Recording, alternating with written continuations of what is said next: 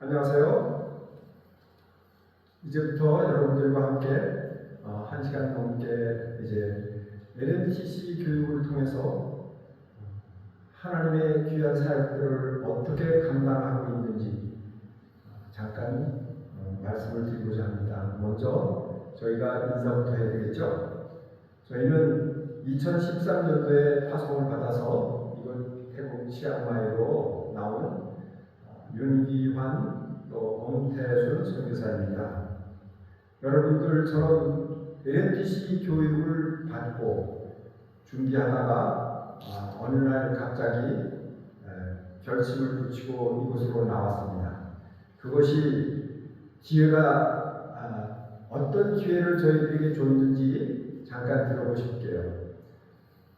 저희는 평상시에 우리 아이들이 교육이 끝나면은 선교를 나가겠다라는 그러한 마음을 가지고 있었습니다. 우리 부부가 둘이 그러한 얘기를 가끔 했었습니다.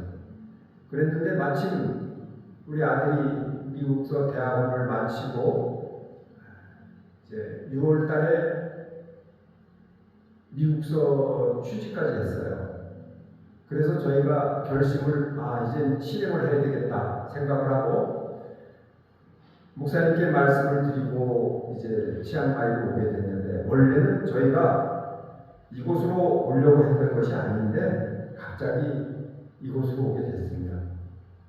그런데 저희가 이곳에 나온다고 하니까 우리 중국의 성도들이 저희들에게 많이 묻더라고요. 어떻게 그런 결정을 했냐고.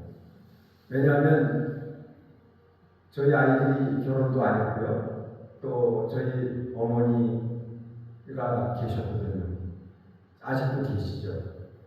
그러다 보니까 사실 그런 것들을 다 버리고 떠난다는 것이 쉽지 않았죠. 하지만 그 모든 것들은 하나님께 맡기고 우리가 하나님이 인도하심을 쫓아서 가야겠다라는 생각을 했습니다.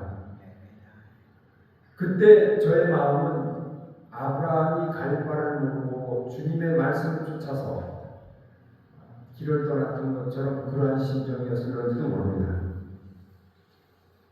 혹시 여러분들도 LMTC 교육을 받으시고 난 후에 그러한 결심이 서신다면 지금부터 제가 여러분들께 드리는 말씀을 듣고 여러 가지로 참고가 되고 어떤 힘이 될 수 있었으면, 도움이 될 수 있었으면 하는 마음에서 오늘 이 자리에 섰습니다.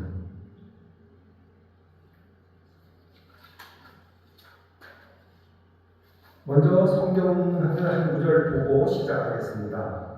로마서 15장 21절입니다. 기록된 바 주의 소식을 받지 못한 자들이 볼 것이요 듣지 못한 자들이 깨달으리라 함과 같으니라. 이 말씀을 오늘 제가 말씀을 드리는 가운데 제목으로 삼아봤습니다.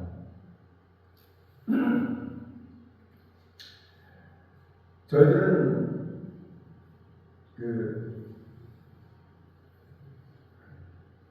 선교지를 출발하기 전에 무엇을 준비해야 될지를 한번 생각을 해봤습니다. 왜냐하면 저희들이 이곳에 나올 때 너무 힘들게 나왔거든요. 원래 저희들은 필리핀 마닐라로 가려고 우리 딸아이가 준비를 해줘서 현지 답사까지 다 했었습니다. 그래서 마닐라에 있는 페이트 아카데미라는 국제학교에 가서 그 아이들을 돌보는 일을 하려고 했었습니다. 그 아이들은 선교사의 자녀들인데 저희가 가는 곳은 이제 한국인 선교사들의 자녀들을 돌보면서 그 아이들에게 나라에 대한 정체성을 심어주는 일을 하기로 하고 가려고 이제 다 결정을 하고 왔었습니다. 그랬는데 하나님은 아마 저희들을 그곳에 보내시지 않기를 원하셨던 것 같아요. 목사님께 말씀을 드렸더니 목사님이 저희들에게 그 말을 다 듣고 나셔서 하시는 말씀이 다른 얘기 안 하시고 치앙마이로 하시면 안 되겠습니까? 라고 얘기를 하시더라고요. 그래서 잠깐 생각하다가 이거는 우리들의 생각이 아닌 하나님의 어떤 계획인가 보다 생각해서 예, 그렇게 하겠습니다 하고 순종을 했죠. 그래서 생각지도 않았던 치앙마이로 오게 된 거죠. 그러니까 사전 답사도 없었고요. 아무런 준비도 없이 떠나게 된 겁니다. 두 번째 보면 모르는 곳으로 준비 없이 가는 우리들의 무모함을 우리가 나중에서야 깨달았죠. 만약에 여러분들이 선교지를 떠난다고 하시면 미리 잘 준비하시고 그곳의 상황이나 모든 것들을 잘 알아보셔야 될 거예요. 사실 이 태국은 언어가 상당히 힘듭니다. 저희는 아직까지도 전문적인 언어를 다 할 수 없지만 겨우 이제 그저 생활 언어만 조금씩 하고 사는데요. 중요한 것은 언어가 가장 중요해요. 이 사람들과 함께 소통할 수 있는 가장 가까운 길이기 때문이죠. 또한 문화와 생활 수준, 종교, 환율 이런 것들을 우리가 사전에 알고 들어와야만 와서 어려움을 겪지 않습니다. 다음에 네 번째로 보면 이 나라는 왕정 국가예요. 왕이 나라를 다스립니다. 그리고 그 밑에 총리가 있지만 여기는 이제 군인과 경찰들의 권력이 대단합니다. 이 나라에서는 왕에 대한 어떤 비난을 한다거나 아니면 이 나라에서 신봉하는 불교를 비난하면 추방을 당하게 되어 있습니다.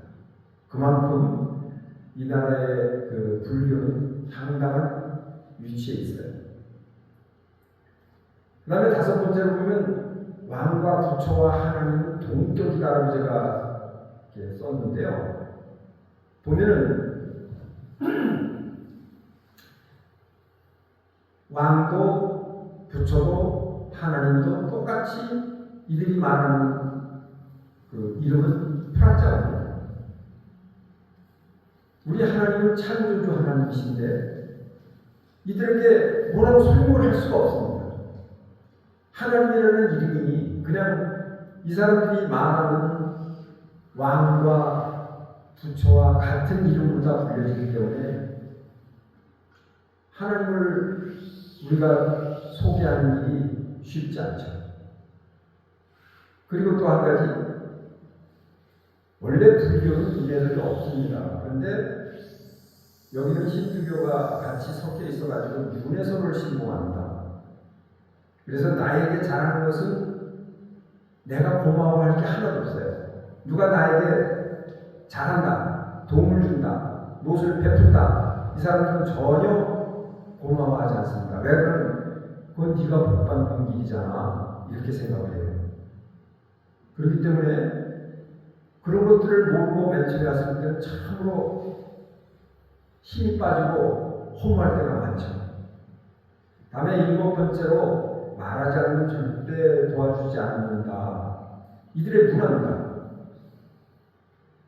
우리 한국 사람들 같으면 어른들이 뭘 무거운 것을 들고 들어오면 어떻게 하나요? 바로 쫓아나가서 제가 들죠 하고서 들고 들어가겠죠. 전혀 안 그렇습니다. 물어봐야 돼요. 도와드릴까요? 그래서 우리는 한국 사람은 항상 누가 도와주냐고 물으면 괜찮습니다 라고 얘기하죠. 그럼 이 사람들은 진짜 괜찮아요. 안 도와줍니다. 내가 도움을 받으면 꼭 도와주세요 라고 얘기를 해야 돼요. 그리고 이 사람들은 저희는 맨 처음에 참 이 사람들이 이상한 사람들이다. 어떻게 저렇게 누가 손님들이 왔는데도 그냥 누워있지? 보통 다 누워있습니다. 결국 사람들이 아이들을 볼 때는 우리가 눈치가 없다라고 말할 수가 있는데 어른들한테는 그런 말을 할 수가 없겠죠. 다음으로 우리가 2장으로 넘어갈게요. 평신도의 삶은 무엇인가에 대해서 한번 여러분들과 나눠보겠습니다. 일본의 모키다 선교사와 평신도 선교사의 차이라고 제가 썼는데요. 우리 평신도 선교사들은 사실 이 땅의 모든 백성들을 대할 때 신학적으로 대할 수는 없습니다. 전문적인 신학 공부를 한 게 아니죠. 우리들의 삶이라는 것은 세상에서 자녀들을 교육시키고 우리들이 먹고 사는 일에 열중하다가 이제 60이 넘어서 선교라는 타이틀을 걸고 나왔잖아요. 그러니까 목회자 선교사들과는 판약이 틀릴 수밖에 없습니다. 대신 우리가 가지고 있는 장점이 있죠. 우리들은 그동안 생활을 하면서 많은 경험을 했고요. 또 사람들을 어떻게 하면 사귀는지, 또 그들에게 어떻게 가까이 갈 수 있는지, 또 세상의 일을 어떻게 처리하는지 이런 것들을 가지고 이곳 선교를 우리가 감당할 수 있는 겁니다. 그 다음에 두 번째로 평신도 선교사의 베푸는 삶이라고 제가 제목을 적었는데, 물론 평신도 선교사뿐만 아니라 목회자 선교사도 베푸는 삶을 살아야 되겠죠. 하지만 우리 평신도 선교사들은 이 베푼다는 것이 한정되어 있지 않습니다. 말씀을 베풀거나 아니면은 아픈 자들을 찾아가서 그들에게 무슨 안수를 해준다거나 그러한 것들을 베푸는 것이 아니고요. 내가 가지고 있는 것을 가지고 베풀어야 됩니다. 전혀 내 주머니에 있는 것을 내놓지 않고는 베푸는 삶을 할 수가 없어요. 또 내가 가진 재능을 이곳에서는 모두가 다 돈을 받고 하는 것이 아니죠. 오히려 돈을 들여서 그들을 만나고 그들을 만나서 내가 베풀 수 있는 것을 베풀면서 우리들의 삶을 통해서 그들에게 복음을 전하는 것이니까요. 그다음에 세 번째로 실천하고 증거하는 삶이에요. 실천한다는 것은 우리가 먼저 된 자들이죠. 복음을 받고 우리가 먼저 된 자들입니다. 그렇기 때문에 그 받은 복음을 실천하고 증거해야 된다는 것이죠. 우리는 그러한 삶을 띠고 있죠. 너희는 가서 제자 삼고 세례를 주어서 그들에게 복음을 전하라고 이렇게 우리가 성경에 기록된 것을 통해서 우리는 그것을 실천하고 증거하는 삶을 살아야 됩니다. 네 번째는 인생의 준비기간, 전반전, 후반전 이렇게 제가 썼습니다. 우리 인생에 있어서 3단계로 나눠서 30씩 나눠서 보면요. 태어나서 30까지는 배우고 익히고 여러 가지 세상을 나가서 사는 데 필요한 것들을 준비하는 시간이죠. 그 다음에 30이 넘어서 60까지는 이제 내가 배운 것을 가지고 세상에서 열심히 자녀들을 키우며 인생의 어떤 목표를 가지고 살아갑니다. 그것을 전반전이라고 부르는데요. 이제 후반전은 언제부터일까요? 후반전은 이제 모두가 다 60이 넘어서 직장에서 은퇴를 하시잖아요. 그런데 여러분들이 빨리 늙지 않기 위해서는 60 이후에도 무엇인가를 하셔야 돼요. 그렇지 않으면 흔히 말하는 뒷방늙은이가 되고요. 잘못하면 활동을 하는 사람보다 더 빨리 늙습니다. 그래서 우리 믿는 사람들은 이 후반전을 어떻게 사느냐, 이것이 바로 평신도 선교사의 교육을 받는 데 뜻이 있다고 저는 생각을 합니다.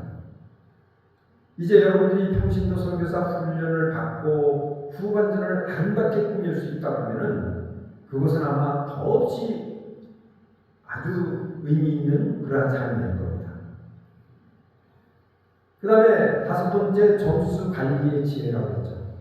자, 우리가 60까지 열심히 모으면서 살았어요. 배우면서 살았어요. 베푸는 것에서는 어떻게 보면 우리가 인생했을 수도 있습니다.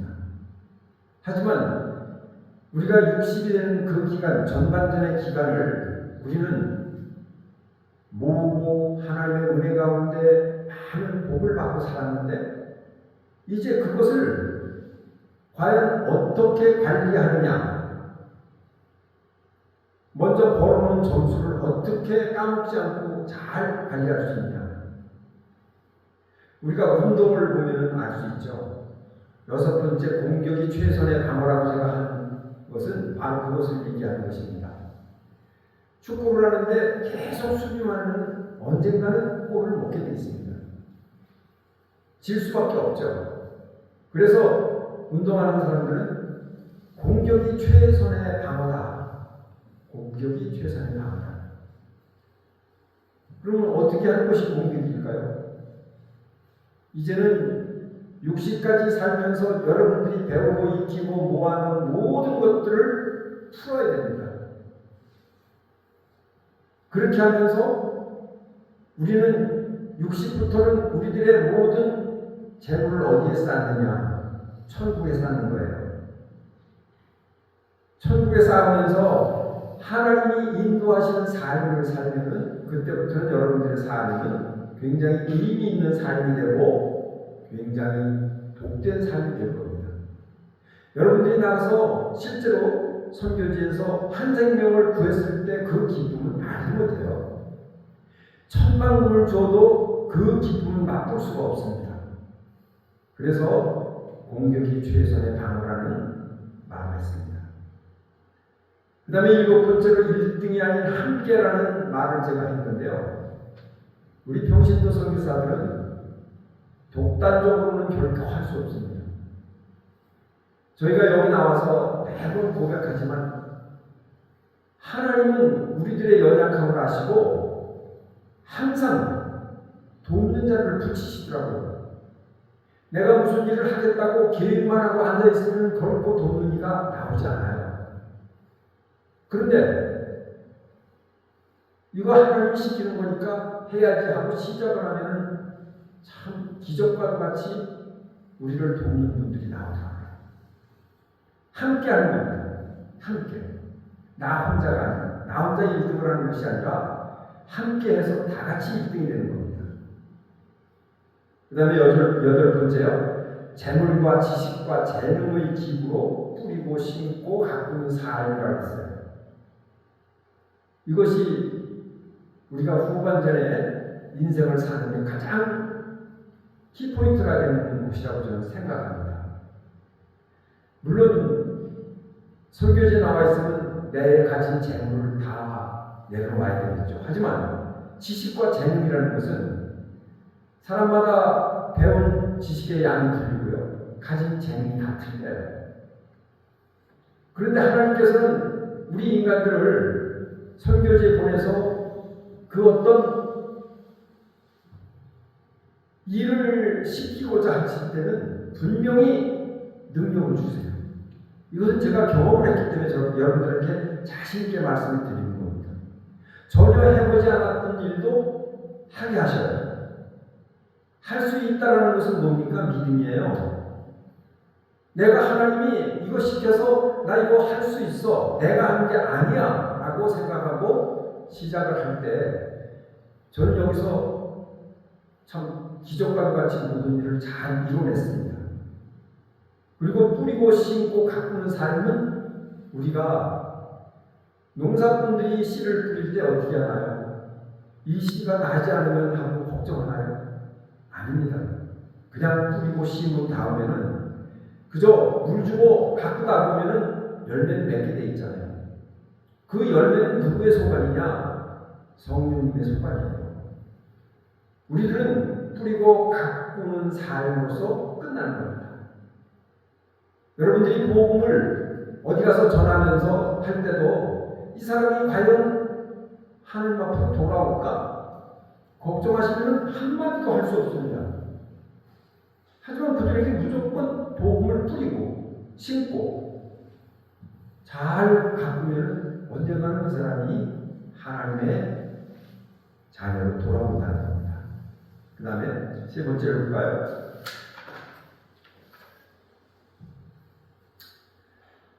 세 번째로 평신도 선교사의 헌신이라고 제가 이렇게 제목을 적었는데요. 전에도 말씀드렸지만 우리의 인생 희망은 덤으로 받은 인생입니다. 제가 왜 이런 생각을 하냐면요. 예전에는 어땠나요?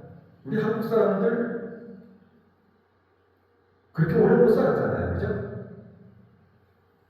그래서 60이 되면 한갑을 아주 크게 자녀들이 차려줬습니다. 그런데 지금은 평균 85세가 넘어갑니다. 평균 연령이. 그럼 우리가 60세에 한갑을 하고도 25년 내지 30년을 더 살 수 있는데 그것은 우리가 덤으로 받은 인생이라고 볼 수 있죠. 우리의 육신이 강건하면 70이라고 했거든요. 우리의 연수가 65, 강건하면 70이라고 했는데 그 강건하다는 건 뭡니까? 하나님이 주시는 은혜로 말미암아 강건해진 거죠. 결국 덤으로 받은 인생을 우리가 세상에서 그냥 파묻혀서 살다가 하나님 앞에 가면 우리는 하나님 앞에 하나님이 우리에게 물을 때 너 세상에서 뭐 하다 왔니? 그러면 우리는 대답할 게 뭐 있을까요? 저는 그냥 열심히 돈 벌고 자녀들 열심히 공부시키고 그러다가 왔습니다. 이거밖에 더 있겠어요? 그래서 우리 인생을 우리의 인생 후반전을 잘 살아야 됩니다. 덤으로 가기 때문에 우리가 물건을 살 때 덤이라는 건 뭐예요? 가격을 치르지 않고 받는 것을 덤이라고 하잖아요. 우리 인생의 덤이라는 겁니다. 62주소부터는. 그 다음에 도구로 쓰임받는 영광. 한번 생각해보세요. 내가 하나님의 도구로 쓰임을 받을 때 꽃게임으로 쓰일지 호미로 쓰일지 사부로 쓰일지 모르죠. 그죠? 호미로 쓰이는 사람은 아주 힘들겠죠. 조금만 하루 종일 파도 땅을 파도 조금밖에 못 파겠죠. 하지만 꽃게임을 파는 사람은 한 번만 내리쳐도 많은 것을 파되겠죠. 또 기계가 좋아서 보크레인도 팔 수도 있겠죠. 우리가 쓰임을 받는 것은 어떤 것으로 쓰임을 받을지 몰라요. 아주 낮은 자리에 쓰임을 받을 수도 있고요. 때로는 아주 중요한 위치에서 쓰임을 받을 수도 있습니다. 하지만 그 모든 것은 우리의 영광을 위한 것이 아니라 하나님의 영광을 위한 것이라고 생각할 때 우리는 하나님과 함께 영광을 받는 겁니다. 영광의 자리에 있는 겁니다. 그리고 세 번째로는 이제 가장 어려운 인간관계를 저희가 이제 말씀을 드리는데요. 우리가 한국에서 소통되는 사람들끼리도 인간관계가 어려울 때가 많죠. 그런데 소통도 되지 않는 이 땅에 와서 우리들이 그 겪는 인간관계로의 어떤 어려움은 참 말로 표현할 수가 없습니다.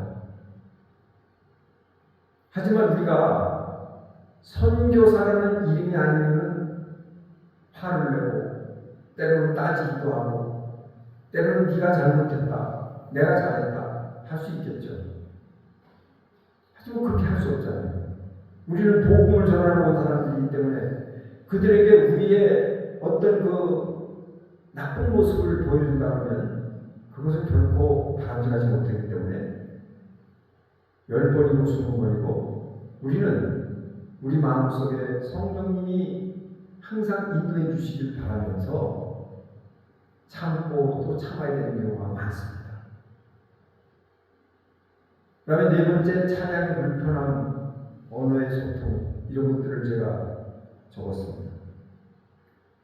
여긴 한국과 달라서 찬양이 운전대가 오른쪽에 있습니다. 또한 길을 가는 것도 차가 운전대가 오른쪽에 있기 때문에 왼쪽으로 가죠.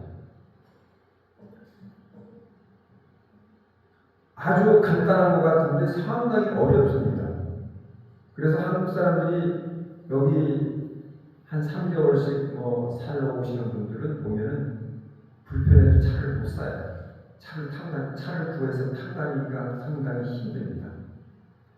또 어느 소통이 힘든 것은 여기는 성조가 5개가 있기 때문에 똑같은 단어 한 가지를 가지고 5개의 단어로 표현을 합니다. 성조에 따라서요. 그래서 소통이 힘들어요. 그 다음에 이제 선교사의 헌신이라고 했는데 사실은 제가 여기 와서 하였던 일들 그것들을 소개하는 것입니다. 저희가 맨 처음에 여기 치앙마이에 왔을 때는 아주 시내에서 한 20km 이상 떨어진 그 센터에서 생활을 했었는데 그 센터 건물이 굉장히 새로 지은 건물인데 짓다가 중단했다 또다시 짓고 이러면서 아주 불량한 곳이 많았었어요. 그래서 보수공사를 제가 그곳에서 손을 댔는데 사실 제가 한국에 있을 때는 그런 일을 해본 적이 없습니다. 용접을 해가지고 철문도 제작을 해야 됐었고요. 또 대형 문수기를 사다가 그것을 달기 위해서 천정에다가 매달고 또 수도 공사를 해서 연결시키고 이런 것까지 했고요. 그 다음에 거기 아이들이 15명이 있다 보니까 이 아이들은 한 번 입었던 옷을 무조건 빱니다. 세탁을 해요. 그러다 보니까 건조대를 대형에다가 제작을 해서 주고 또 아이들을 이제 교육을 시키는데 필요한 칠판이 없어서 48mm 갖다가 대형 칠판을 만들고 그 외에도 많은 일들을 했습니다. 담을 쌓기도 하고 그런데 그냥 생각나는 대로 했는데 사람들이 와서 보면 전문가들이 한 걸로 알 정도로 그렇게 하나님이 함께 해주시더랍니다. 그 다음에 이제 6번째로 기상과 예배, 등교, 하교 이것은 센터에 있으면서 아이들을 저희가 돌보는 일을 하니까 그 아이들을 일으켜서 아침에 예배를 드리고요. 그 다음에 식사를 6시 20분 정도면 해야 됩니다. 7시까지는 학교를 가기 때문에요. 그래서 차를 태워서 운전을 해서 학교까지 데려다 주고 그 다음에 4시가 되면 아이들이 4시 반에 나오기 때문에 데리러 갑니다. 그것이 일상생활이에요. 낮에는 센터에 있으면서 센터에서 이제 일들을 하고요. 그 다음에 7째는 이게 참 우리 한국 사람들이 이해할 수 없는 일인데 세탁의 문제점 때문에 피부병이 생겨요. 이 아이들이 세탁기를 2조씩 세탁기를 사다 줬는데 행궁을 안 합니다. 비누 냄새가 좋다고 향이 좋다고 그 비누 냄새를 없애면 안 된다고 헹구질 않아요. 그냥 한 번 빠른다면 바로 탈수해서 넣어요. 그러니까 그 비누물이 남아있는 것이 피부에 닿으니까 이 아이들이 자꾸 피부병이 생깁니다. 다음에 8번째로 이제 영양제 공급과 아이들 신체 변화를 제가 썼죠. 사랑하는 아이들인데 이 아이들 맨 처음에 가서 보니까요. 다 영양실조입니다. 산에서 내려와가지고 이 아이들이 밥만 먹어가지고요. 배는 꼴뚝 나오고요. 키는 조그맣고 아주 말라있어요. 그래서 우리 아내하고 같이 의논을 해가지고 저희가 먹으려고 가져간 영양제를 먹이고 부족한 영양제는 또 사다가 먹이고 이렇게 했어요. 그렇게 해서 한 2년 정도가 지나니까 아이들이 신체에 변화가 생기더라고요. 갑자기 배들이 쑥 들어가고 그렇게 많이 먹던 밥들을 조금 먹어요. 그 변화를 우리가 자녀들을 키울 때는 알지 못했죠. 왜냐하면 늘 잘 먹이고 좋은 환경 속에서 키웠으니까 그런 것들을 몰랐습니다. 그랬는데 이 아이들은 한 1년 만에 키가 쑥 크고 얼굴이 반질반질해지고 피부병이 없어지고 하니까 너무나도 마음에 기쁨이 오고 감사가 넘치더라고요. 그 다음에 9번째로는 저녁 식사 후에 아이들이 이제 학교에서 내준 숙제를 합니다. 그런데 숙제를 다 돌봐줄 수는 없어요. 왜냐하면 우리가 태국어를 모르니까요. 단지 이 아이들이 하는 산수, 그 다음에 이 아이들이 구구단을 잘 못 배워요. 그래서 구구단을 가르치고, 산수는 더하기, 빼하기, 곱하기, 나누기, 이 부호만 알면 가르칠 수가 있더라고요. 그래서 제가 그 용어를 배워가지고 아이들을 가르쳤습니다. 그 다음에 이제 숙제가 끝나면 1시간 동안 오카리나를 교육시키고, 그 다음에 저녁 큐티를 해서 아이들을 10시에는 재웁니다. 그렇게 거기서 지내다가 우리가 1년 9개월 후에 센터에서 퇴원을 합니다.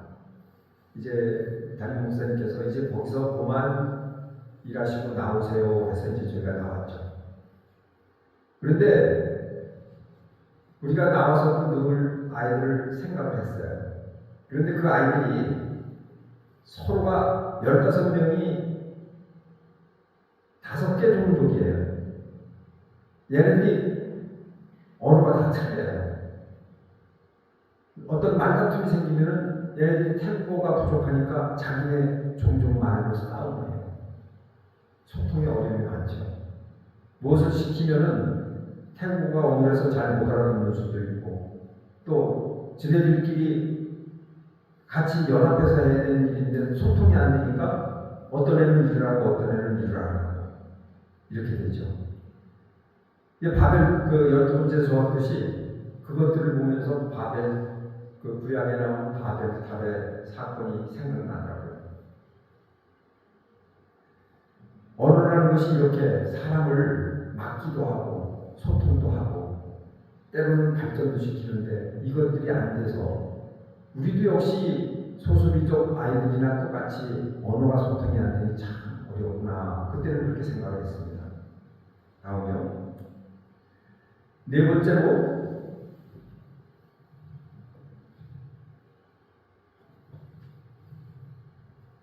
처음 태국 치앙마이에 올 때의 상황을 잠깐 소개를 하려고 합니다.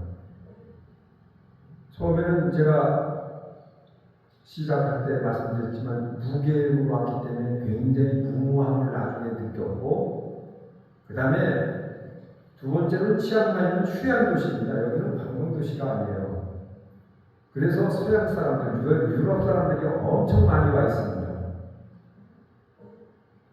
시내 나가면 그 당시에도 유럽 사람들이 태국 사람들이 뭐 반반이 될 정도로, 나중에 인구 그 비례를 보니까 여기 태국 치앙마이의 시민은 30만이 채 안 되는데 여기 외국인들 들어와 있는 숫자는 100만이라고 그러더라고요. 그러니까 외국 사람들이 얼마나 많겠어요. 그 다음에 세 번째로 시내와 저희가 있던 센터의 거리는 20km가 넘는 거리에 있었어요. 그런데 그때는 여기는 지금도 시내 버스라는 것이 없고 대중교통이 발달이 안 돼서 참 굉장히 불편하거든요. 그래서 오토바이가 있든지 아니면은 자동차가 있어서 다니는 곳이 수월해야 될 텐데 그러한 것들이 없어서 상당히 어려웠죠. 그래서 그 멀리 떨어져 있는 곳에서 있다 보니까 사실 아내하고 저하고 두 사람만이 서로 버팀목이 되어서 견뎠습니다. 그러던 중에 5번째로 보면 사모의 도움을 받게 됩니다. 이 아이는 지금도 우리들을 아버지라고 부르고 어머니라고 부르는데 딸처럼 저희가 잘 이제 가까이 했습니다. 그래서 어려운 일이 있을 때마다 이 아이가 우리를 도와주고 우리들의 모든 그 행정이나 우리들이 미처 하지 못하는 일들을 손수 서류를 만들어서 도와주고 했었습니다. 그 다음에 6번째로 우리가 다른 선교사들을 좀 만날 수 있으면 도움을 받을 수 있겠는데, 뭔가 좀 모르는 것들을 물어볼 수도 있겠는데 전혀 만날 수가 없었어요. 너무 외진 곳에 있어서요. 또 일곱 번째로, 오직 우리가 아이들에게 사랑을 쏟는 즐거움만이 다였었습니다. 그러니까 그 아이들에게 운동도 시켰고, 제가 한국에서 인라인 스케이트를 공수받아서 아이들에게 인라인 스케이트를 가르치기도 하고, 그러면서 우리 아내는 저녁마다 아이들에게 간식을 만들어서 먹이고, 이러한 사랑을 쏟는 것이 큰 낙이고 즐거움이었습니다. 마지막으로 보면 지금도 성장한 아이들이 결혼하고 아이들을 낳아서 우리를 찾아와서 인사를 합니다. 벌써 10여 년이 되다 보니까 이 아이들이 결혼을 했어요. 결혼을 해가지고 그 아이를 안고 우리 집으로 인사를 오더라고요. 자기들이 지은 농산물들을 성인이라고 싸가지고 와서 주면서 1년에 보통 한 번씩은 꼭 옵니다. 그것이 너무나도 감격스럽고 참으로 기뻤죠. 그래서 선교지에서 이런 일들을 통해서 사람들이 보람을 느끼기 때문에 선교를 하나보다 이런 생각을 했어요. 한 생명을 우리가 얻는다는 것이 얼마나 귀중한 것인지 참으로 하나님 앞에 감사를 드렸죠. 다음 보시겠습니다. 주님의 위로와 은혜. 이것은 우리가 자세히 제가 밝히기는 좀 그래서요. 그냥 힘든 일을 겪으며 금식 기도로 은혜를 받았다라고 이렇게 적었습니다. 제가 그 센터에서 1년 9개월 있는 동안에 한번 어려운 일을 겪었어요. 굉장히 힘든 일을 겪어서 아내하고 같이 의논을 하고 금식 기도를 우리 3일 하자. 그래서 문을 걸어 닫고 아이들에게도 우리 찾지 말아라 하고는 금식 기도를 했습니다. 3일을 금식을 하고 기도를 했는데 아무런 응답이 없어요. 그래서 3일을 더 연장하자 해가지고 아내하고 의논을 한 다음에 다시 연거푸 3일을 이제 금식을 했어요. 그러니까 총 6일을 금식을 했죠. 근데 마지막 6째 날인데요. 이제 5시가 되면 금식이 다 끝나는데 도무지 응답이 없어요. 너무 답답한 거예요. 그래도 5시가 가까웠는데 갑자기 제가 힘이 쫙 빠집니다. 아주 몸을 어떻게 할 수가 없어요. 너무 힘이 빠져서요. 그래서 들어오서 내 주를 가까이 하려 하는 찬송을 하는데 눈물이 막 나더라고요. 그러는 가운데 저의 마음속에 음성이 들리는 듯 했어요. 저한테 이렇게 묻으시는 것 같더라고요. 얘야, 너 지금 힘드니? 그래서 제가 듣는 것처럼 하나님 저 힘들어요 그랬어요. 그랬더니 나는 너보다 더 힘들다 그러세요. 깜짝 놀래가지고 주님 그게 무슨 말씀이세요? 나는 내 등에 지금 너하고 다른 한 사람, 2사람을 얻고 있는데 내 등에서 그 2사람이 다투고 있으니 내가 얼마나 힘드니? 이렇게 말씀하셨는데 그래서 깜짝 놀랐습니다. 그렇구나. 나는 나 혼자만의 어떤 괴로움을 가지고 내가 혼자서 지금 괴로워하는 줄 알았는데 내가 괴로워하는 동안 주님은 나와 그 한 사람을 등에 업고 계셨구나. 다시 얘기해서 내가 이 치앙마이 땅에 와서 선교사로 있는 동안 주님은 나를 계속 업고 계셨구나. 너무 참 몸둘 바를 모를 정도로 죄송했어요. 그래서 아내와 함께 회개 기도를 하고 그 다음날 그 관계됐던 사람을 불러서 제가 먼저 사과를 했습니다. 그렇게 하고 나니까 마음이 너무 편하고 참으로 한량없는 은혜를 받는 그러한 시간이 됐던 것을 제가 소개를 드립니다. 두 번째로 그것이 우리가 기도할 때 우리는 어떤 기도를 하시나요? 물질을 달라는 기도, 저도 60까지는 아마 그런 기도를 많이 했던 것 같아요. 또 무엇을 어떻게 해달라고. 그런데 저희가 이곳에 와서 기도를 해보니까요, 남을 위한 기도, 그거 외에 우리를 위한 기도는 거의 하지 않게 되더라고요. 왜요? 이미 하나님의 종으로 나왔잖아요. 하나님이 알아서 우리를 인도하시겠죠. 하나님이 알아서 우리의 건강을 챙기시겠죠. 그러니까 우리를 위한 기도는 거의 안 하게 됩니다. 내가 관심을 가지고 기도하는 사람들, 그 사람들을 위한 기도만이 계속 나가게 되더라고요. 이제는 결코 내 등에서 너희들이 싸우는구나 하는 그런 음성을 듣지 않기를 원해서 항상 기도합니다. 네 번째로 우리가 이러한 일들이 있을 때는 하나님 앞에 회개하고 사랑하는 우리가 화해하는 것이 하나님이 기뻐하시는 일이구나 하는 것을 알게 됐습니다. 그것이 바로 은혜였었어요. 매 순간 우리는 은혜가 아니고는 살 수가 없죠. 다음 보시겠습니다. 이제 여섯 번째로 우리가 기쁨의 교회를 섬기게 됩니다.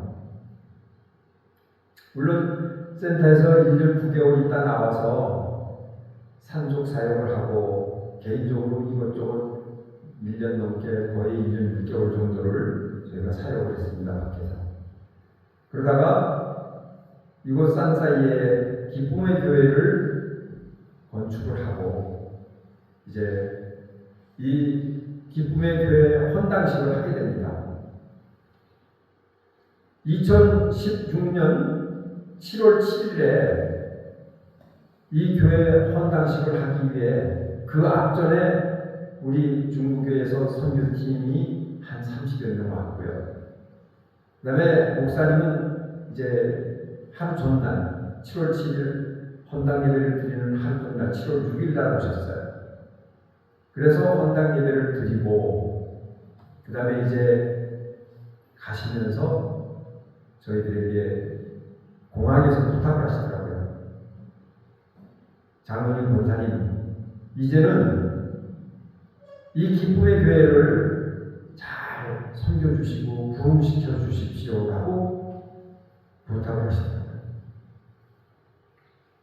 그래서 저희가 또 예, 알았습니다, 그렇게 하겠습니다 라고 하고 이제 밖에서 하던 사역들을 모두 접고 이제 이 기쁨의 교회에 와서 저희들이 일을 하게 됩니다. 두 번째로 이곳에 도착해서 우리가 시작한 것이 식당 공사를 했는데요. 왜냐하면 교회 앞에 식당을 단층으로 쳤어요. 그런데 기둥만 세우고 지붕을 씌워놨습니다. 바닥에는 타일을 깔았고요. 그런데 벽이 없어요. 문이 없습니다. 여러분들도 아시겠지만 여기는 우기가 되면 하루도 비가 안 오는 날이 거의 없어요. 그러니까 비가 왔다 그러면 동네의 닭들, 개들, 심지어 소까지 식당에 올라와 있습니다. 생각해보시면 이건 도저히 안 되겠다. 여기다 벽을 세우고 창문을 만들고 하기 전에는 이건 도저히 안 되겠다. 그래서 이제 그 공사를 시작하게 됩니다. 평생 제가 공사라는 것을 해보질 않았으니까 도면을 그릴 줄 모르죠. 설계도는 뭐 언감생심 할 수 없는 것이죠. 하지만 저 나름대로 도면을 그렸어요. 어떻게 해야 될까? 실측을 해서 이게 높이가 얼마고 폭이 얼마고 다 잰 다음에 여기 어떻게 해야겠구나. 밑에 벽을 얼만큼 쌓고 그 위에 문을 얼만큼 높이로 하고 그 위에 창문을 얼만큼 내야 되겠구나. 그것을 그 도면을 그린 다음에는 이제 자재를 거기에 맞는 자재를 사기 위해서 시내를 여기저기 사람 돌아다녔습니다. 그렇게 해서 자재를 구입하고 이제 공사를 시작했어요. 한 달이 넘게 걸렸습니다. 거의 아마 제가 확실한 건 잘 기억이 안 나지만 거의 2달 정도 돼서 완공을 했던 것 같아요. 그러고 났는데 보니까 식당 안에 주방이 있었거든요. 식당이 그렇게 크지가 않은데 그 안에서 주방에서 불을 떼니까 얼마나 더웠겠어요. 뭐 밥하는 사람이 막 더워서 도저히 땀을 너무 흘리고 견딜 수가 없는 거죠. 그래서 식당 길이에다가 폭을 더 넓혀서 증축을 했습니다. 식당을 그러니까 새로 신축한 거죠. 신축을 했는데 주방을 신축을 했는데 식당 옆에다가 붙여서 지었죠. 그래서 그것이 4m 50에 한 15m 정도 되는 길로다가 만들었습니다. 그리고 나중에 이제 제가 또 그 사진으로 보여드리겠지만 우리 기쁨의 교회 오기 전에 제가 하던 일이 여기는 찬송가가 교회마다 없어요. 거의 한 복음성가 정도 부릅니다. 그 다음에 성경을 한 권에 보통 한 7, 8만 원을 해요. 우리 한국 돈으로요. 그러니까 지금은 뭐 그 환율 때문에 그보다 더 되죠. 그런데 이 사람들 일주일 일을 해야 그 성경책 한 권을 살 수 있거든요. 그러니까 거의 다 성경책을 가지고 있는 사람이 없어요. 사역자만 가지고 있고. 그래서 성경하고 찬송가를 보급하는 일을 했습니다. 찬송가는 이제 교회마다 이제 뭐 30권, 40권씩 주고요. 그 다음에 성경은 이제 개인이 가져갈 수 있게끔 그렇게 보급을 했습니다. 신학교에다가도 제가 이 성경을 사서 갖다 주었습니다. 근데 물론 완전 무료는 아닙니다. 왜냐하면 완전 무료로 주면은 그 소중함을 모르잖아요. 그래서 10,000원 정도를 받고 줬어요. 10,000원 정도를 받고 성경책을 줬습니다. 그 다음에 암송대회가 5번째로 있는데 이 성경을 보고하고 나서 과연 이 사람들 어떻게 이걸 성경을 읽게 할까 생각하다가 나눠준 교회에다가 공문을 돌리고 암송대회를 하자. 그래서 저희가 이제 이 기쁨의 교회에서 암송대회를 하게 됩니다. 5개 교회가 왔어요. 그 5개 교회에서 보통 한 5명씩 와가지고 25명, 30명, 우리 교회까지 한 30명 정도가 이제 암송대회에 출전을 했는데 그 암송대회를 통해서 어린아이들부터 성인들까지 그 암송하는 그런 모습을 보면서 너무 마음이 기뻤죠. 그렇게 하면서 이제 저희가 토요일마다 토요학교를 시작하게 됩니다. 처음에는 어떤 계획이 없었는데 생각하다 보니까 이거 토요학교를 해야만 어린아이들을 가르쳐야 되겠다는 생각을 했어요. 왜요? 여기는 불교의 의식이 너무 이 사람들 머릿속, 마음속 깊이 뿌리가 내려져 있어서요. 우리가 산에를 갔는데 그 사람이 죽어서 장사 지냈어요. 그래서 이제 교회 분들이 올라가서 이제 다 하관을 하고 예배를 드리고 내려가자고 하는데 이 사람들이 안 내려가요. 그래서 이 사람들이 왜 안 내려가나 그랬는데 우리가 먼저 내려가라고 해서 내려가는데 보니까 밑에서 스님들이 올라와요. 다시 얘기해서 교회에서 예배드린 그 자리에서 다시 스님들이 와서 불경을 외우고 내려가는 거죠. 이 교인들인데 그렇게 하더라고요. 그러니까 이 어린아이들한테 먼저 믿음을 심어주기 전에는 결코 안 되겠다는 생각이 들어가는 겁니다. 그래서 이 아이들에게 토요학교를 통해서 복음을 전하자. 어려서부터 하나님을 알게 하자. 해가지고 이제 프라카트를 붙이고요. 그 다음에 우리 사원전 도사님이 동네에다가 다 광고를 했어요. 우리가 이렇게 해서 아이들을 아침에 8시 반에 보내주시면 간식 주고 점심 주고 그 다음에 오후에 간식도 한번 줘서 엄마들이 오시는 시간에 3시 반에 끝내서 보내주겠습니다. 이렇게 했습니다. 처음에는 한 30명 정도가 왔어요. 그런데 나중에는 차츰차츰 늘어가지고요. 등록 인원이 한 100명 정도 됐습니다. 물론 출석은 85명 정도 했고요. 우리가 매번 이제 출석을 체크를 하니까 알 수 있었죠. 그래서 우리가 그 아이들에게 가르친 것이 이제 오카리나를 가르치고 그 다음에 원어민 선생님을 어떻게 섭외가 돼가지고 원어민 선생님이 영어를 가르쳐줬습니다.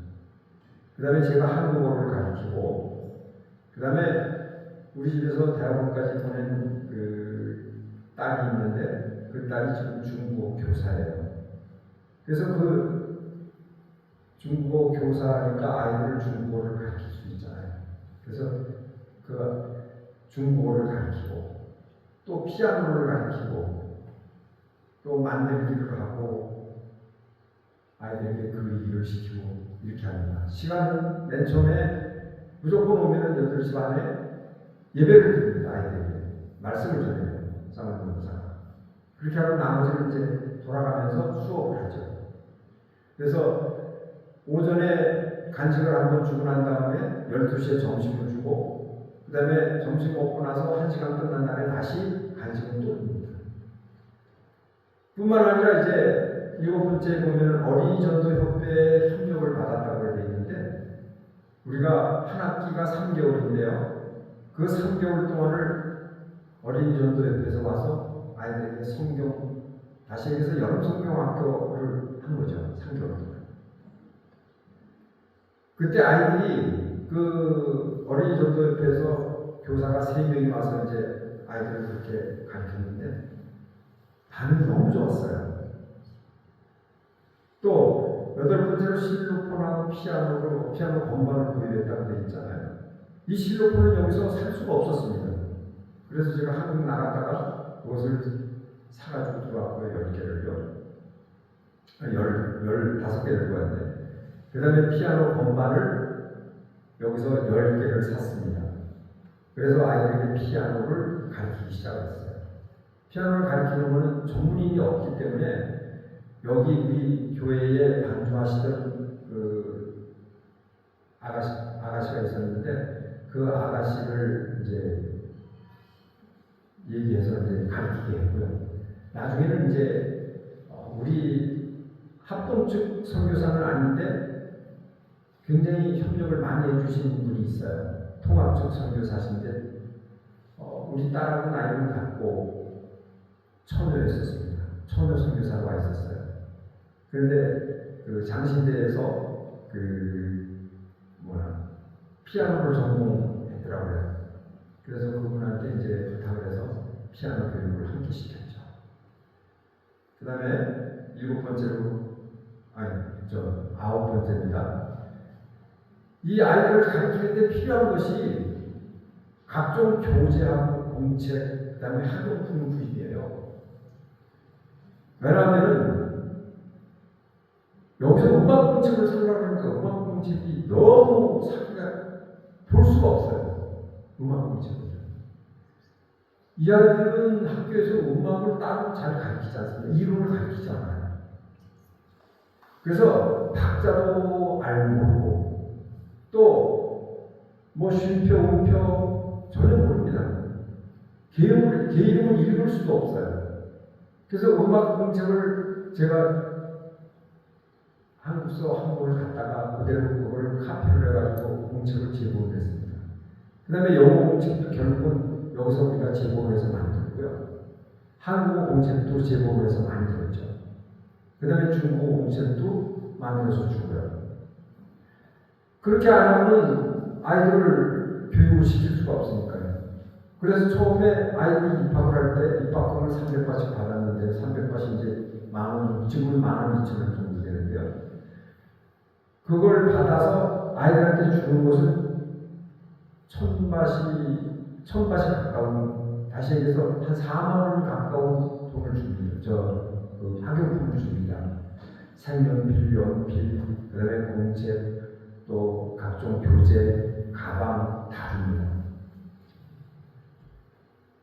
그래서 아이들이 점점 늘어나서 이제 85명에서 100명까지 됐고, 그 다음에 간식하고 점심을 제공을 하는데 그것은 우리 아내의 손에다가 다 만들어서 주는 것들이었어요. 물론 간식은 이제 상점에서 사다가 주기도 하지만 만들어서 주는 때가 많았죠. 점심을 꼬박 만들어줘야 되고요.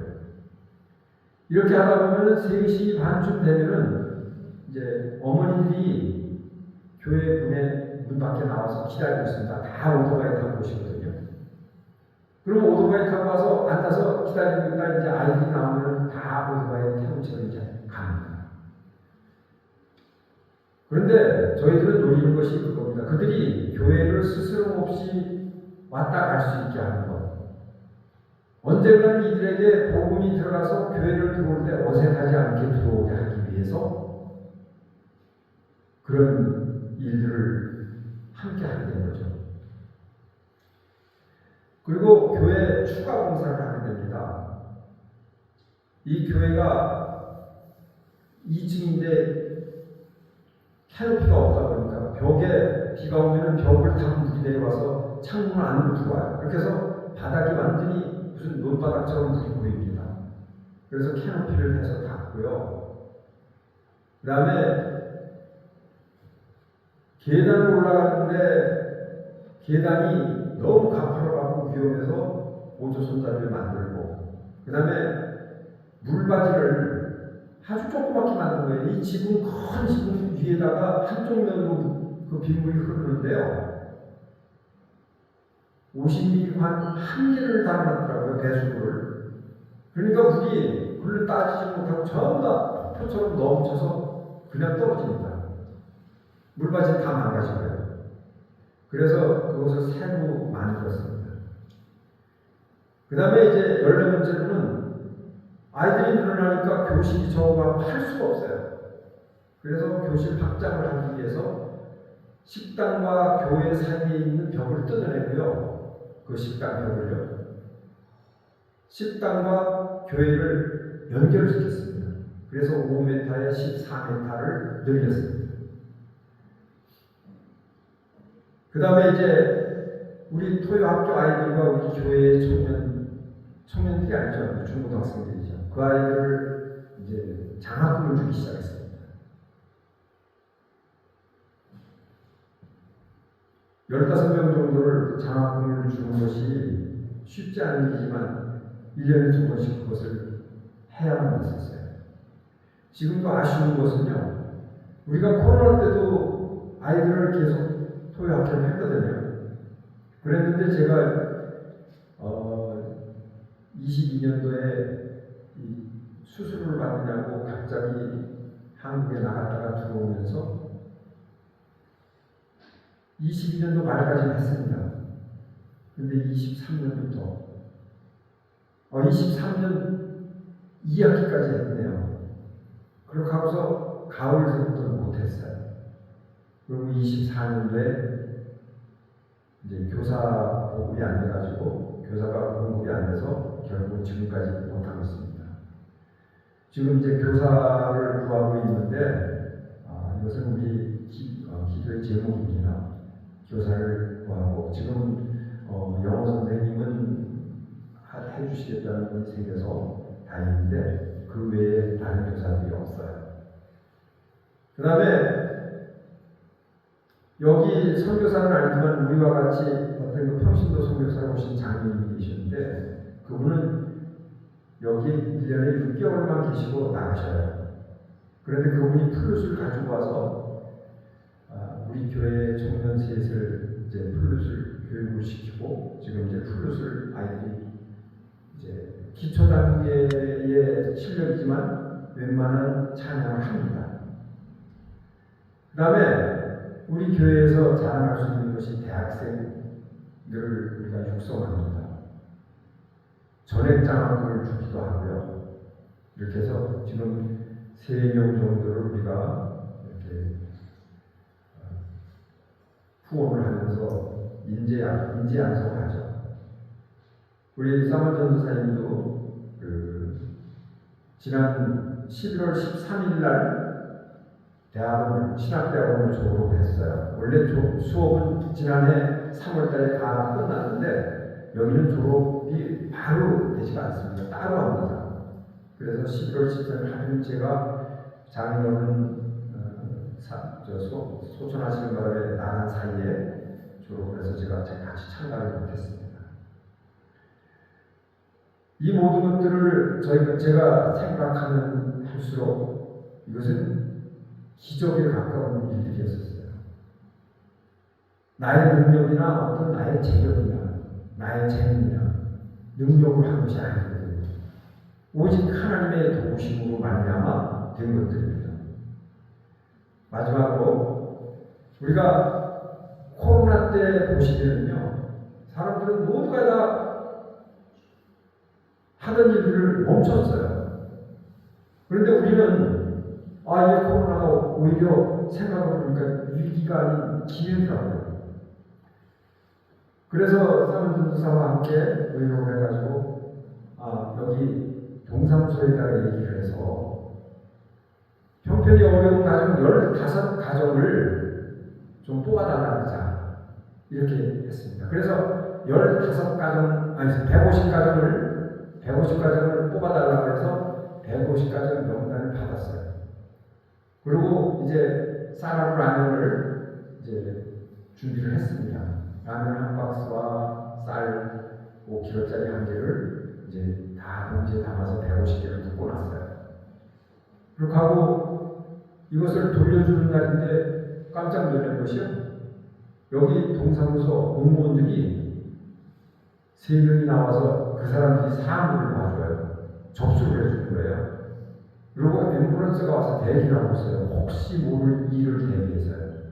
깜짝 놀랐습니다. 그래서 이게 동사무소의 협조로 말미암아 우리가 1년에 2번씩 이렇게 했었습니다.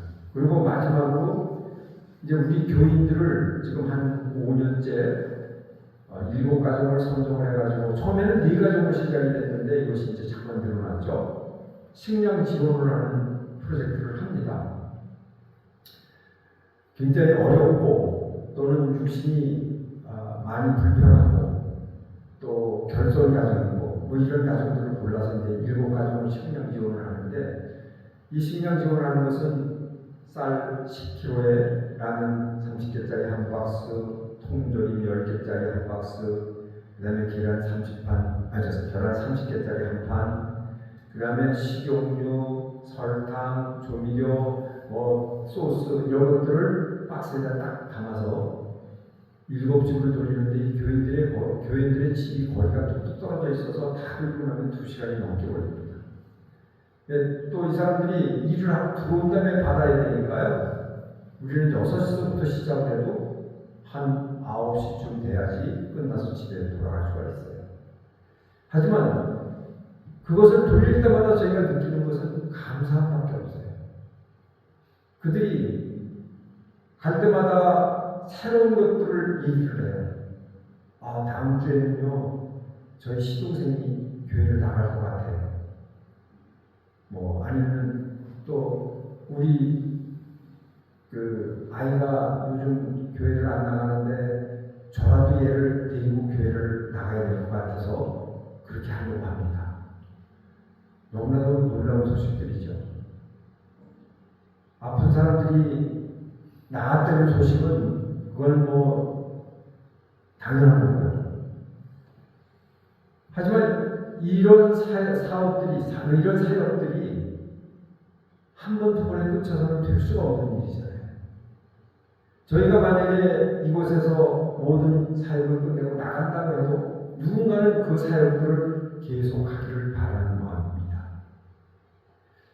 이제 제가 여러분들에게 LMTC 교육 받으시는 분들이 과연 선교지를 나가려고 할 때는 어떤 것들을 생각하면 좋을까 해서 선교가인 저의 경험담을 말씀을 드렸고요. 이제 사진을 보면서 제가 잠시나마 설명을 해드리겠습니다.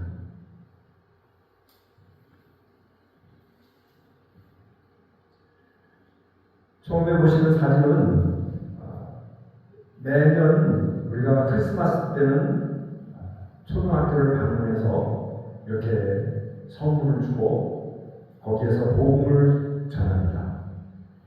그런데 사진을 보시면 아시겠지만 예수님 그림이 있고요. 골고다 십자가가 보이고 산타크로스가 보이고 이래요.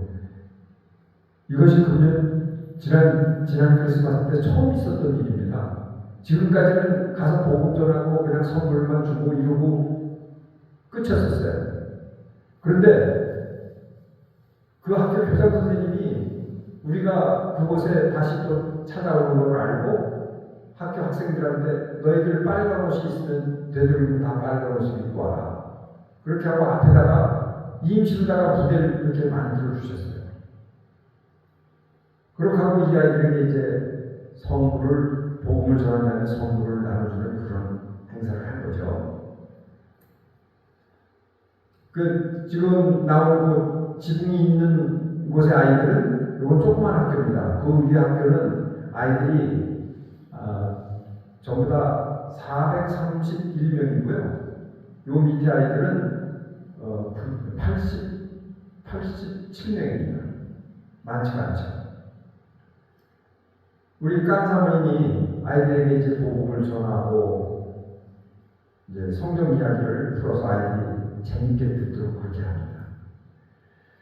그 다음에 두 번째로 보시면요. 주민 초청 성탄 예배 및 식사 대접이죠.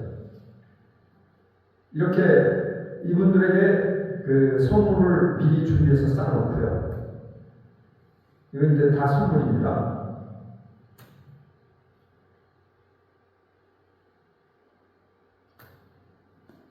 그 다음에 이제 그 식사 준비를 위해서 이렇게 주방에서 그 음식을 준비하고요. 음료수도 준비하고 이렇게 해서 교회 마당에서 이제 식사를 마치고는 2부로 올라가서 성탄 예배를 드리게 됩니다. 보통 150명 정도가 참가를 합니다. 물론 음식은 이제 저희 집사람하고 또 아는 평신도들인데 그분들이 와서 많이 도와주세요. 그분들이 와서 음식하는 거 같이 돕기도 하고 여러 사람은 아니고 한두 분들이 오셔서 같이 도와줍니다. 그 다음에 이제 아이들이 이 식사가 끝나면 이렇게 계속 아이스크림을 이렇게 제공하시는 선교사님이 계세요. 이분들도 지금 저희와 같은 평신도 선교사십니다. 우리 교회 이성인 권사님도 보이시죠? 그 이성인 권사님 건너편에 계시는 분이 그 음식할 때 같이 도와주신 분입니다. 그 다음에 우리 사원 전도사님 신학대학원 졸업하는 사진입니다. 이렇게. 두 번째 사진 보면은 우리 사원 전도사님 보이시나요? 안 보이시죠? 가렸어요. 앞에 사람 키가 크신 분이 있어가지고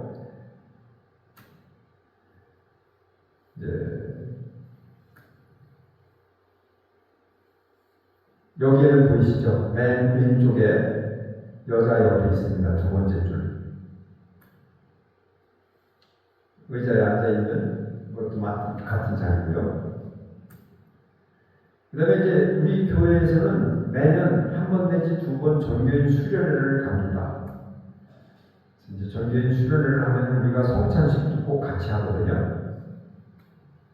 근데 이제 이 설교를 하는 거를 이제 우리 GMS 선교사님들을 초청해서 그분들이 이제 설교를 해주세요. 또 때로는 통합적 선교사님이 오셔서 설교를 할 때도 있습니다. 지금 앞에 있는 사진을 보면은 제 옆에 계시는 분이 지금 여기 선교사로 오신 지가 아마 한 거의 30년 정도 되셨거든요. 오영철 선교사님이시라고 굉장히 열심히 선교를 하시고, 특히 이분은 여기 실로암 신학교라고 있는데 그 실로암 신학교에서 교감까지 지내신 분이죠. 선교사를 이 산족 사역을 굉장히 열심히 하십니다. 그다음에 지금 옆에 요거는 또 다른 장소로 옮겨서 수련했던 모습입니다.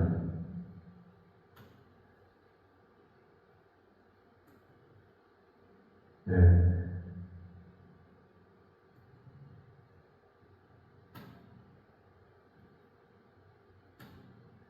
다음에 5번째로 보면 장학금 수여식이 있습니다. 이제 15명을 저희가 선별을 해서 장학금을 수여식을 하는데, 그냥 장학금만 주는 게 아니라 꼭 그 장학 증서를 줍니다. 이렇게 출석하지 않은 아이들이 있어서 15명이 안 되죠.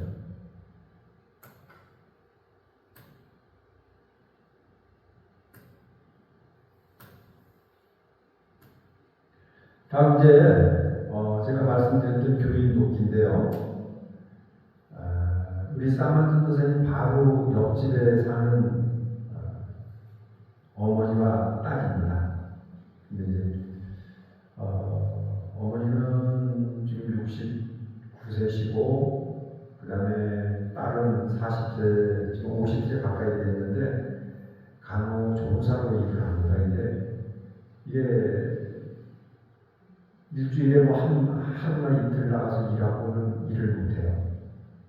계속하는 뭐랄까요, 정식 직원이 아니라서, 그러니까 생활이 굉장히 어렵죠. 그리고 어머니는 관절염이 너무 심해가지고 몹시 아주 힘들어하시기 때문에 이 집에 이제 저희가 이제 쌀과 함께 부식들을 갖다 주고요. 이건 또 다른 집인데 이제 이렇게 밤중에 찾아가게 됩니다. 우리가 차에다가 이제 진료를 시켜요. 요 지금 4번째 집은 애엄마가 이름이 낸시인데 이 몸속에 구리가 배출이 되지 않아가고 온몸을 잠시도 가만히 못하고 막 흔들어댑니다. 이 말을 할 때도 막 입을 막 계속 움직여요. 그래서 말이 제대로 안 됩니다. 밥을 제대로 먹을 수가 없어요. 입에다가 밥을 넣어도 그걸 제대로 씹지 못하거든요. 그런 아주 어려운 형편이 있습니다. 네, 지금 렌지라고 그 집이고요. 요거는 이제 또 다른 집입니다. 아주 어려운 집이죠. 부인하고 남편이 이혼을 해갖고 나가서 딸과 아들을 데리고 사는 그런 집입니다. 그다음에 7번째 보면 우리 토요학교 아이들을 데리고 이제 야외 학습을 나가는데, 이렇게 이제 물놀이를 데리고 갑니다. 가서 이제 점심도 이제 닭튀김도 하고 김밥도 싸고 이렇게 해서 가서 이제 아이들 먹이고 하루 즐겁게 시간을 보내다고 오죠.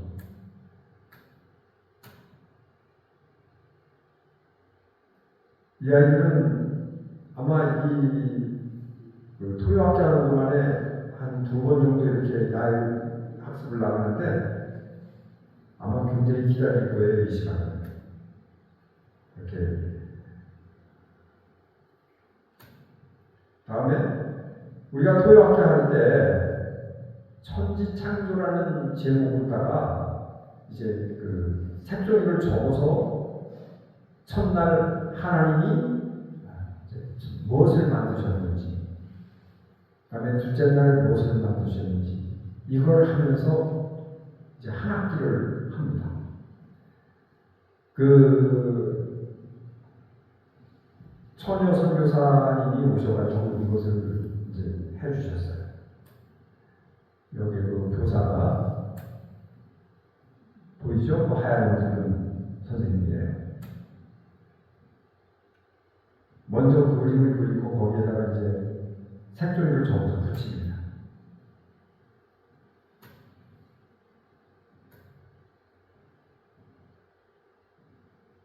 그다음에 밑에 보면은 이제 아이들 뭐 간식도 먹고 이제 그 끝나는 데도 나와서 먹으니까 뭐 밥도 먹고 이제 그런 사진이네요. 그 다음에 토요 학교에서 이제 피아노하고 오카리나 수업이 있는데요. 이분이 이제 그 우리 교회 반주자였었습니다. 그런데 이렇게 건반 모양을 그려가지고 와서 아이들에게 교육을 하는 겁니다. 피아노, 이거는 그 건반이 있었어요. 그래서 그거를 가지고 이제 교육을 하는 거고요. 다음에 이것은 아이들이 개방한 날 수업, 아니 이건 천지창조 그 그림이에요. 잘못됐네. 여기 공책에다가 지금 아이들이 한글 공부하는 게 나오죠. 네. 그래서 제가 이제 아이들을 한글 가르치는 겁니다. 제가 아이들한테. 그 다음에 이 선생님이 피아노를 가르쳐 주기도 하고 아이들에게 천지창조 가르치신 분이고요. 교인들하고 주민들한테다가 성탄 때마다 저희가 선물을 따로 준비해서 줍니다. 그래서 이거 이제 선물을 나눠주는 것이고요. 이렇게 이제 매트레스도 선물을 주고 뭐 해마다 다른 선물을 줍니다. 이렇게. 다음에 이제 코로나 때 우리가 쌀 나누기 하는 것이죠. 이분들이 쌀하고 라면하고 들고 가기가 힘들어서 노인분들은 교회에서 직접 오토바이에다가 갖다 주기도 하고 그랬습니다.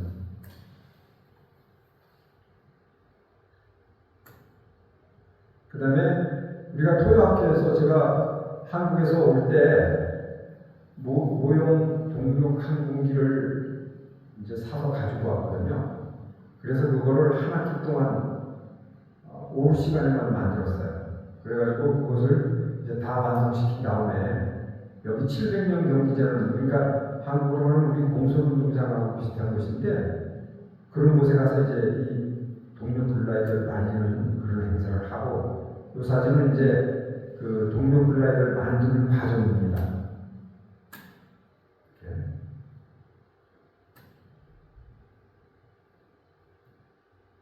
그 다음에 세례식이 있습니다. 여기는 물론 우리는 다 약식 세례를 하기 때문에 그냥 실내에서 하는데, 여기는 세례식을 하려면 침례를 하기 때문에 꼭 수영장을 찾아서 가야 됩니다. 수영장에 가면은 이제 집례하시는 목사님이 아직 우리 사는 성찬을 해도 그 세례식을 못해요. 그래서 이제 그 성찬도 이제 다른 교회에서 목사님이 오셔서 하죠. 이게 이제 세례식을 받고 난 다음에 세례 증서를 받고 찍은 사진입니다. 그 다음에 우리 토요학교 아이들이 그 강진록 선교사라고 있는데, 그 강진록 선교사님이 여기서 이제 그 직장 선교를 해요. 그런데 피자 가게를 경영하면서 그 피자 가게를 통해서 선교를 하거든요. 근데 그 초청을 받아가지고 그 10살 이하 애들만 오게 했어요. 그래가지고 자기네 피자 가게에서 모든 걸 준비를 다 해가지고 이 아이들한테다가 자기가 피자를 만든 것을 자기가 먹고 가져가게 이렇게 했어요. 그래서 굉장히 아주 그날 하루 이 아이들이 즐거운 시간을 가졌죠. 그 다음에 제가 이거는 센터에 있을 때 했던 건데, 인라인 스케이트를 제가 아이들에게 가르쳐서 인라인 스케이트를 공설운동장에 가서 태우기도 하고 그랬습니다. 그 다음에 여기 보면은 제가 이제 찬송가하고 성경 모국을 한다 그랬잖아요. 이게 찬송가하고 성경을 교회에다가 이렇게 비치시키고 보호하고 이런 일들을 했던 겁니다.